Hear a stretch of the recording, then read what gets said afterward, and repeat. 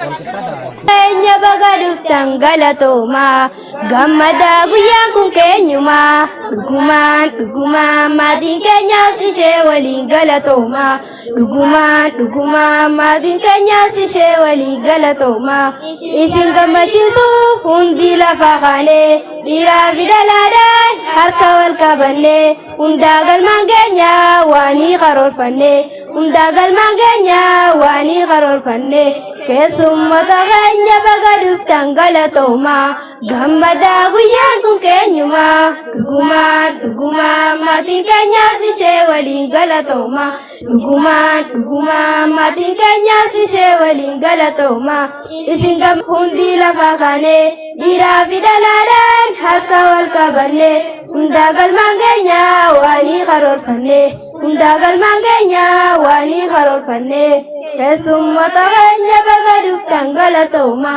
gammadaa guyyaan kun keenyuma dhugumaan maatiin keenyaas ishee waliin galatooma dhugumaan maatiin keenyaas ishee waliin galatooma isin gammachiisuuf hunduu lafa kaane dhiiraa fi dhalaadhaan harka wal qabanne hundaa galmaan keenya waanii karoorfanne hundaa galmaan keenya waanii karoorfanne waan nu dhageeffataniif guddaa galatooma.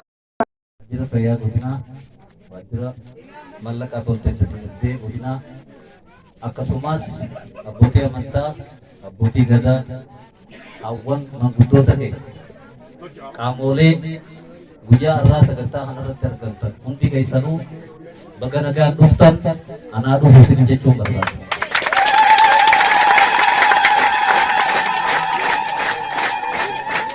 Itti aansuudhaan sagantaa kana gaafa gaggeessinu jalqabbii guyyaa sagantaa kana jalqabnu yaadachuu barbaachisaadha.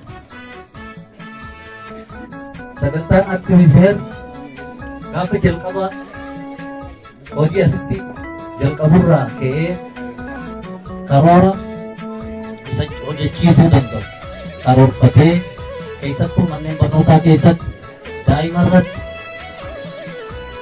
hojii bal'aa hojjechaa turee jira. Daa'imni keenya aadaa dubartii abbaa lagatee jireenya fooyya'aa akka itti jiran miidhaalee daa'ima bira ga'a barmaatiilee miidhaa gaggeessisan akka inni balaaleffatu akka jibbu hojii guddaan irratti hojjetamaa turee jira.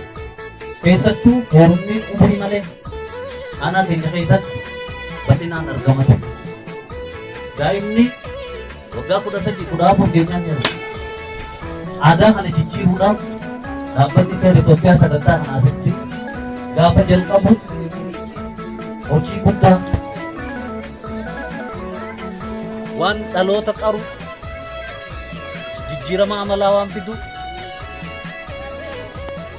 jijjiirama amalaa daa'imni mana barnootaa keessa ture umurii malee akkan heerumne akkam fuune taateewwan amala saala lammeessoo dubartiitti dhufan keessattuu masala guutuu wal qabatee daa'ima mana barnoota irraa bareedee keessatti galu haala mijjeessee saayikooloojisii qaree waan guddaa barsiisaa turee jira. Gaafa gamaggamnuus jijjiirama kana qabatamaan agarree jirra jechuudha. Beekamuu qaba. Daa'imni mana barnootaa keessa turuu qaba. Warra jireenya fooyya'aa jiraatan, warra biyya ijaaran, warra diinagdeen cahan, warra qarooman akka ta'aniif dhaabbanni kun hojii garaagaraa hojjechaa turee jira. Isa kana keessatti immoo hawaasni keenyas sochii cimaa hirmaannaa isaa cimsee bakka isaan barbaadanitti daa'ima argamsiisee fi gumiidhaan jaaree mana barnootaa keessatti hojii guddaan hojjetamaa turee jira. Inni kun waan asitti dhaabbatamuu itti fufuu qaba. Hanga namni heerumni umurii malee aadaa badaadha jee lagatu ittaannaa hanga dhiisutti hojiin kun daa'ima muraasa qofa osoo hin ta'in daa'ima aanaan fadis qabu hunda bira ga'uu qaba.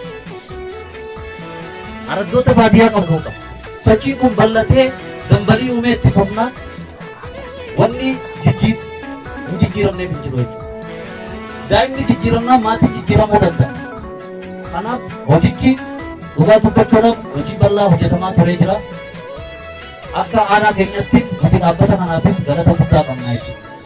Isinillee dhukkuba kanaan galateeffadha.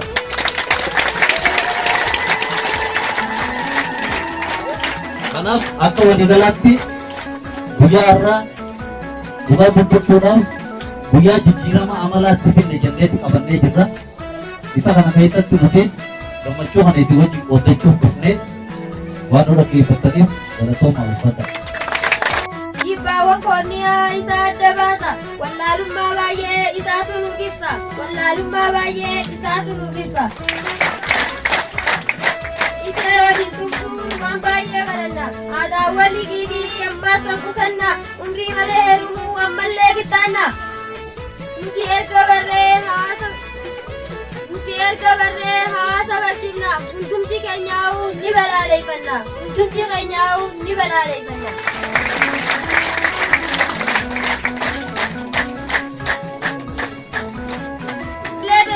Gammachuun dhuftanii haadhaa fi abboonni ammas keessummoonni hangammadeen jira dhufaatii keessanii ishee waliin tumsaa tanatti ergaani dubbiidhaaf dubbii har'atti fe'anii nuti gammanneerra baga gammaddanii nuti gammanneerra baga gammaddanii.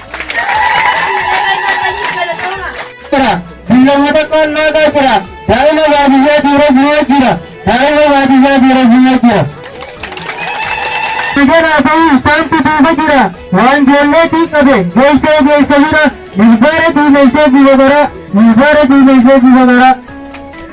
Biqilli nama dhufaa jaari. Hoota sotaan qabne yaa sanyii agarii. Itoophiyaa jaalalaa kadhakummaa jaari. Itoophiyaa jaalalaa kadhakummaa jaari. Abiyyiin dukkanaa ifatti nu baase. Inni dukkana ta'u ifaan nu barsiise. Ilmaan Oromoodhaa ija falachiise. Ajarri wallaalaan sanyuu keenya deemse. Ajarri wallaalaan sanyuu keenya deemse. Ilmaan Oromoo maal irraa falleesse? Hojii takka malee akkasii ilaalte ilmaan fidanii dhiigallee beeksise. Naannoo baala saalaa kobbaallee fannise. Jirii dubbisiisee meeqaa if fannise.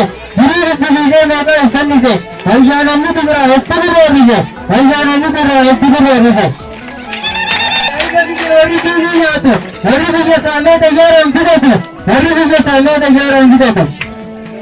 Asirratti hin dheeressu asirratti hin dhaaba. Asirratti hin dheeressu asirratti nagaan barbaanna. Akka jala waan rafeef jecha warri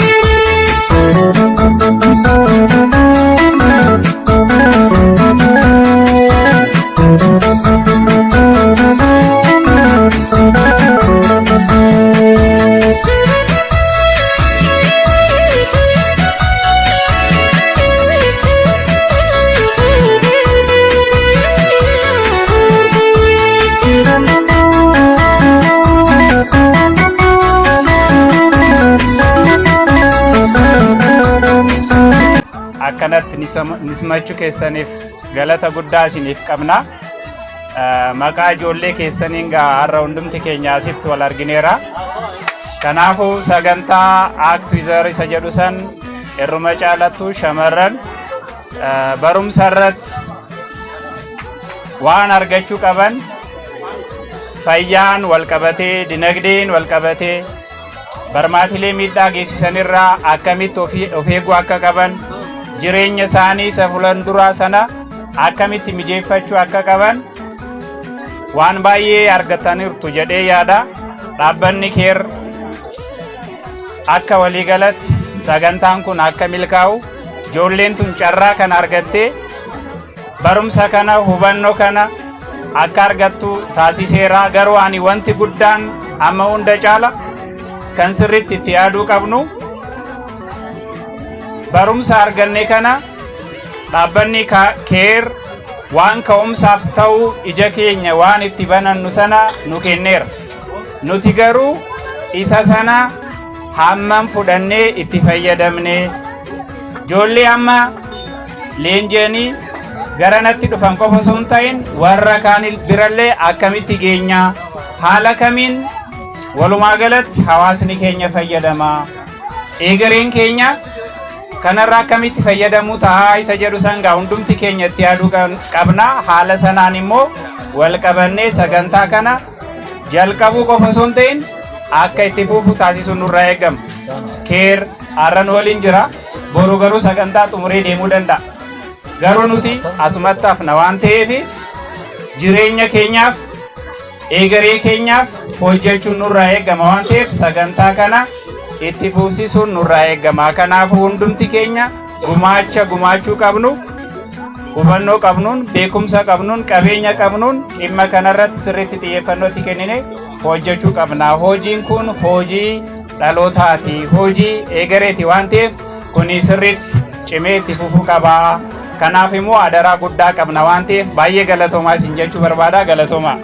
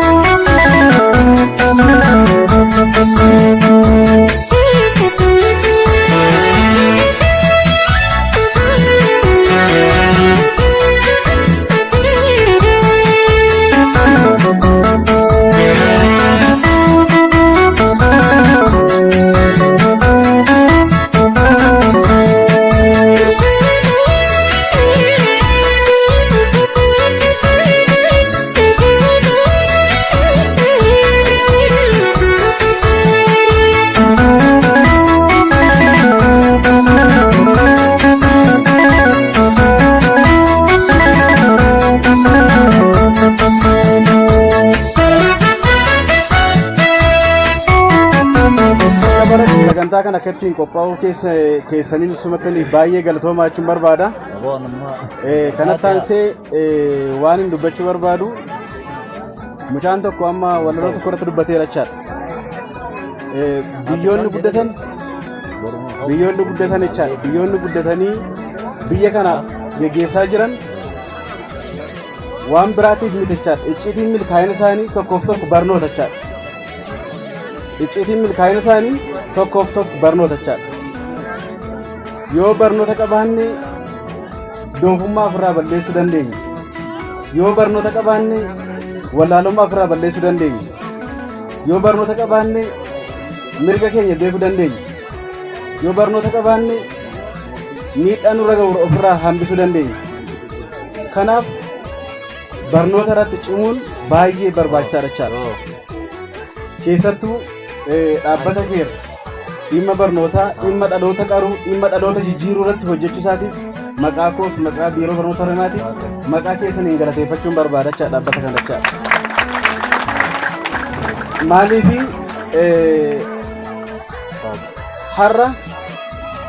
har'a warri biyya bulchan warri biyya geggeessan lafaa kaaniiti mitechaadha. Barnootaan jechaadha. Yoo hin beekne garuu waan tokko gochuu hin danda'amu jechaadha. Kanarraa kan ka'e egeree boruurratti dhaloota boruurratti hojjechuun immoo daa'ima amma jiru irratti hojjechuutu baay'ee barbaachisaadha. Keessattuu fayyaa qabaachuudhaaf barnoonni baay'ee barbaachisaadha. Dinagdeen keenya guddachuudhaaf barnoota beekuun barbaachisaadha. Hojii garaa garaa keessa gallee hojjechuudhaaf barnoonni baay'ee barbaachisaadha. Daa'imni mana barnootaa keessatti dabee eddee kamittiyyuu jallachuu yookaan diriiruu hin danda'u jechaadha. Kanaaf keessattuu dhaloonni gara fuulduraatti biyya bulchuu danda'an, biyya gaggeessuu danda'an, sadarkaa garaa garaarra jiran iddoon itti qaroomu, iddoon itti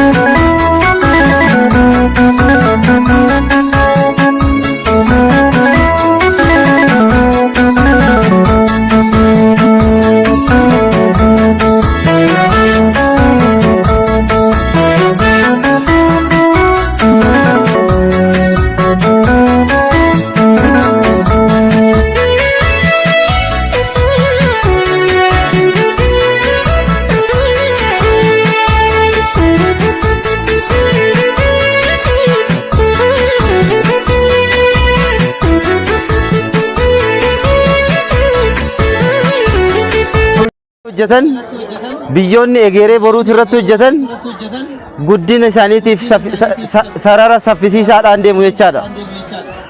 Kanaafuu dhaabbata keerre sagantaa kana daa'immanii fi dubartoota bifa bareedaadhaan haala gaariidhaan maatii isaanii wajjin akkasumas barsiisota isaanii wajjin jiruu fi jireenya isaanii kaayyoo egeree qabatanii akka guddataniif deeggarsa guddaa gochaa turaniif akkanaaf galateeffatan barbaada. Itti aanee daa'imman dubartoonni mirga namoomaatii fi mirga uumamaa mirga seeraa qabu jechaadha.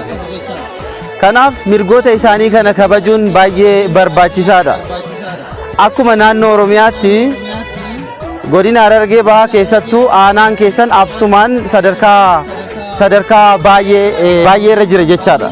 Kanaafuu dubartoonniif daa'imman absumaadhaan heeruma daa'imummaatiin baay'ee miidhamaa akka jiran ragaa akka naannoo Oromiyaatti irraa qabna jechaadha.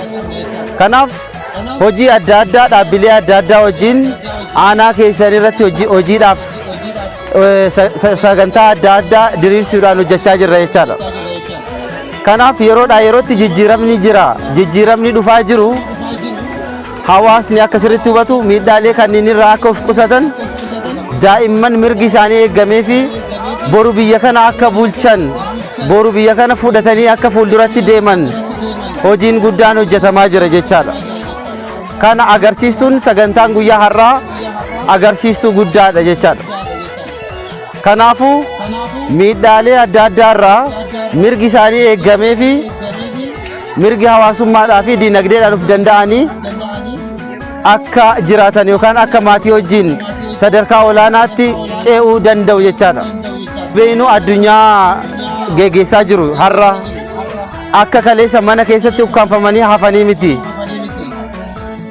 Biyya keenya keessatti si olaallee magaalota gurguddoo keessatti iddoo dubartoonni hoogganaa jiran sadarkaa olaanaadhaan fayyadamummaan hawaasaa mirkanaa'aa jira.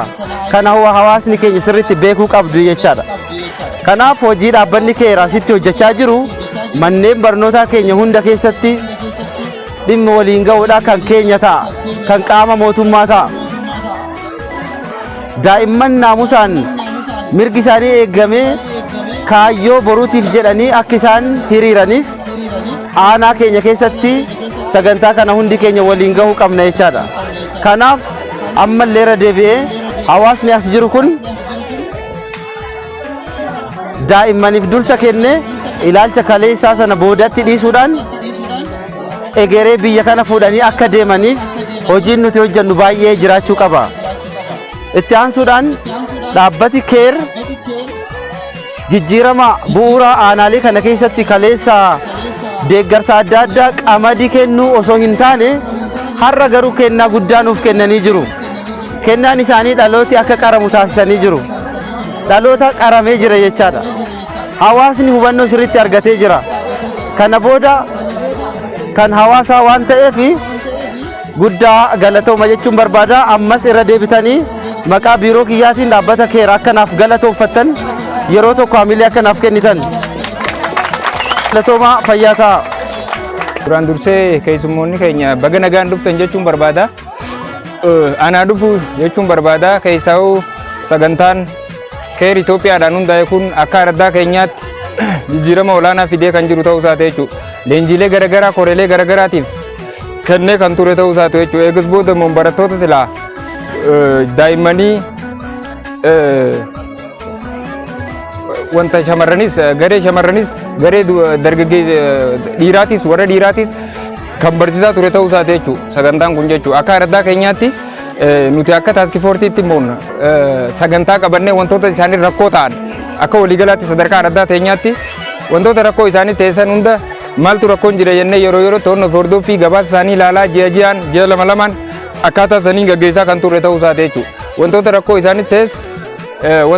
isaanii tees adda baafnee qaama hawaasaa garaagaraa mari'achiifnee sagantaa saniin akkaataa saniin barataa fi barsoonni keenyaas warri shamarranii barsoonni keenya nama lama warri dhiiraas nama lama garee afur kan qabnu ta'uu isaati jechuudha sadarkaa araddaa keenyaatti. Kanaaf haa ta'u malee sagantaan keer Itoophiyaa kun bu'aalee garaagaraa kan buuse ta'uu isaati jechuudha. Faayidaaleen garaagaraa sirriitti kan argaman ta'uu isaati jechuudha.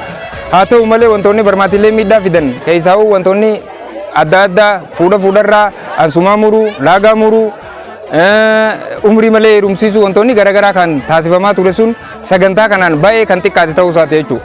Maaliif keessattuu wantoota olaantummaa seeraatiin wajji wal qabatu karaa olaantummaa seeraatiin umrii malee heerumsiisuu wajji wal qabatee namoota tarkaanfii fudhanne sadarkaa seeraatiif dhiyeessinee jira jechuudha.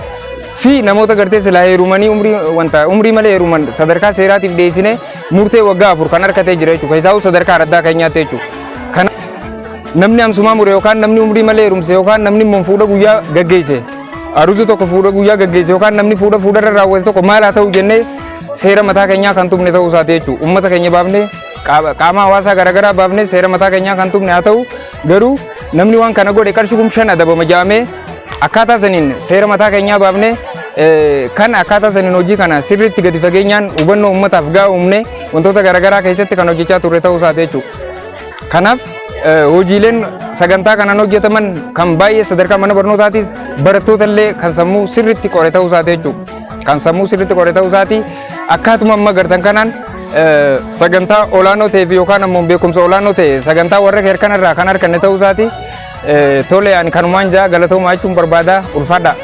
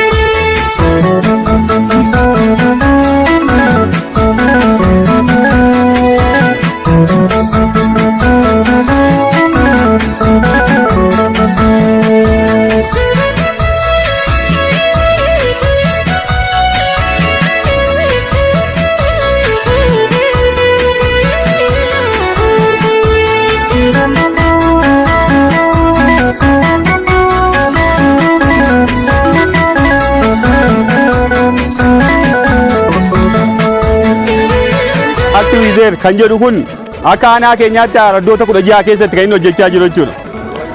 Araddaan iddoo baasoo keessaa fakkeenya tokko haa taatu malee araddoota adda addaa keessatti armii adda addaatiin dalagaa ta'e inni jiru. Kanaaf hojiin as keessatti hojjetamaa ture jalqaba baniinsa irraa eegalee hirmaattonni bifa diraamaatiin walaloodhaanis bifa adda addaatiin baniinsa irrattis gosa adda addaatiin himamu ture jechuudha. Hojii gaarii hojjechaati ture. Hojii sammuu namaa jijjiiru. Kennaa guddaa nuu kennan jedhanii isaan kaasanii hojii sammuu namaa jijjiiru dhaloonni irraa fulatee gara biraatti darbaa deemu. Barmaatilee miidhaa fidan.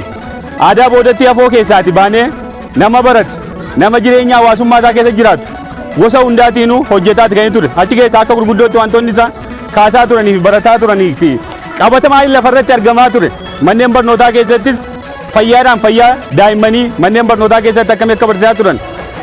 Mana fincaanii akkamitti akka itti fayyadamaa turan. Sirni laguu isaanii akkamitti akka gaggeessan sodaa keessaa ba'anii qusannaa akkamitti qusachuu akka danda'an. Umrii malee heerumuu irratti fuudha yeroo malee irratti wantoota adda addaatiin saalfii keessaa ba'ee waan barachuu qabu qaroomuu qabu irratti hojii gaarii hojjeteeti jira. Araddoota baay'ee keessattis godhee jira.